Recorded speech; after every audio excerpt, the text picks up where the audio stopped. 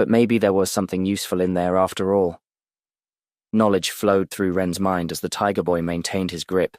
A spirit tiger at iron rank granted 30% strength and 10% in all other attributes. At silver, 3 of those numbers would multiply, 180% strength, 60% in the rest. The gap between beasts widened dramatically with each rank, but now, at iron, the difference wasn't so overwhelming. Ren himself, though thin after his latest growth spurt, had a healthy constitution thanks to good nutrition. He wasn't from a rich family, but his parents always put him first and were cooks. His 10% increase in physical strength wasn't insignificant when it came to moving his light body with ease. "What do you know about beasts, rotting boy?"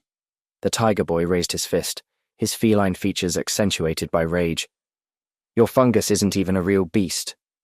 The mushrooms in Ren's hair pulsed. A spirit tiger's attack pattern always started the same way, a direct punch to the face. Ren could even understand the boy's body positioning before the attack. So he pushed up against the hand holding his shirt. When the other hand cut through the air trying to punch where his head had been an instant before, Ren couldn't help but smile. "Is that all?" he mocked, his heart pounding hard. The boy with green scales, who had been watching silently, narrowed his eyes. "It was just luck, Jin. He's just trying to provoke you. Can't even manage to hit the weakest one with your superior beast. Maybe mushrooms aren't so pathetic after all." A tense silence fell over the group. It wasn't just Jin who felt insulted now. Everyone who had belittled Ren for his spore looked at him with growing fury. Was the rotting boy suggesting their beasts weren't better than the miserable spore? "Shut up!" Jin finally roared, his wounded pride transforming into rage. "I'll show you what a spirit tiger can do." Ren moved by pure reflex, recognizing the pattern once again, his lighter body responding with agility that surprised even himself. "That's enough!" The boy with green scales, who until then had only watched, activated his quick movement ability and put his foot behind Ren. Ren stumbled, losing his precarious balance. Ren noticed the attack patterns again, but knowledge only helped if you had time to use it. This time, there was no time to react. The fist connected with devastating force. Jin's extra 30% translated into a pure impact. "Who's pathetic now?" Jin growled, but his words sounded more like those of a hurt child than a real threat. The mushrooms in Ren's hair pulsed weakly, all that knowledge, and still. The fist rose again. This time Jin was going to use his tiger's real ability. That could seriously hurt Ren. "You're going to learn to keep your mouth shut, fungus." The carriage door burst open, flooding the interior with bright light.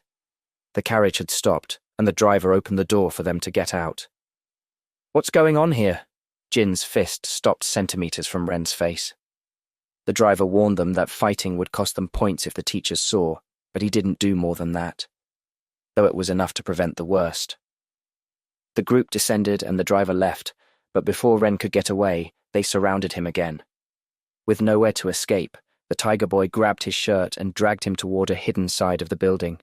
"Now then, rotting boy," he smiled, his fangs gleaming. "No one's going to interrupt us while we teach you something about respecting your superiors." His companions formed a circle, blocking any escape route. The mushrooms in Ren's hair flickered nervously. He would have to use his knowledge to try to get out of this. Maybe a good hit could help him escape. This Jin kid didn't have a defensive beast, so a punch would hurt him. The problem was the lizard boy. "Look how his little mushrooms are trembling again," mocked the eagle girl. "Are they as scared as he is?" Ren wasn't trembling from fear still. He was trembling from excitement. Could he prove he wasn't so far below them? The fist rose again. "I'm going to teach you why you shouldn't stick your rotting nose in." 3 against 1? The voice cut through the air like an ice knife.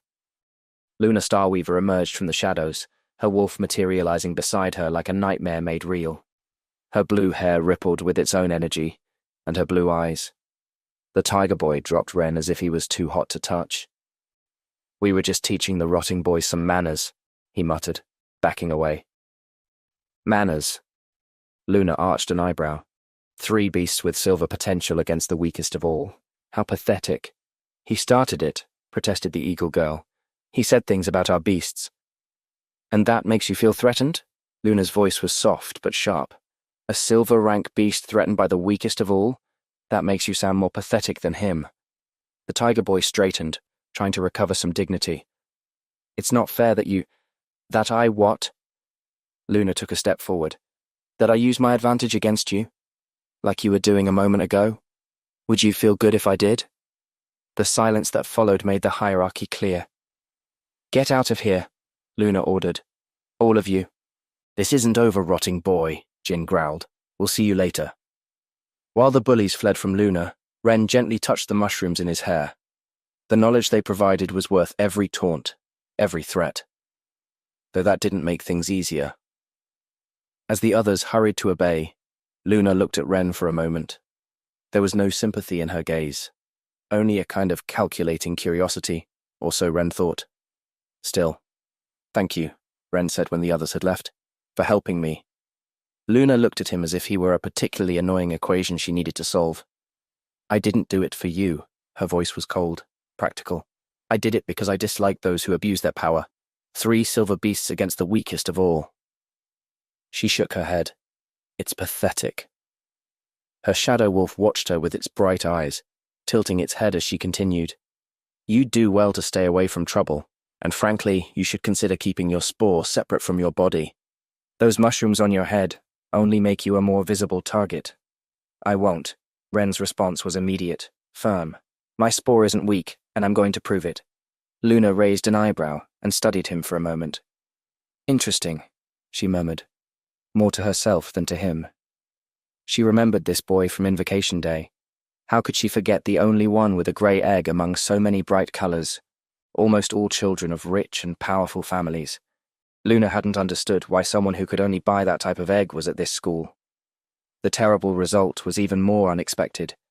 He had been so visibly depressed that day, so defeated. But now there was something different about him. Not just the luminescent mushrooms in his hair, but something in his posture, in his eyes. He looked more bright, and she didn't mean the mushrooms on his head. Delusion or courage, she murmured, more to herself than to him. Very interesting. She turned to leave, but paused for a moment. We'll see if that confidence of yours lasts at least the first year, she said over her shoulder, her wolf vanishing into the shadows along with her. Though I doubt it. Ren watched her disappear before he could ask what was so interesting, the mushrooms in his hair pulsing softly.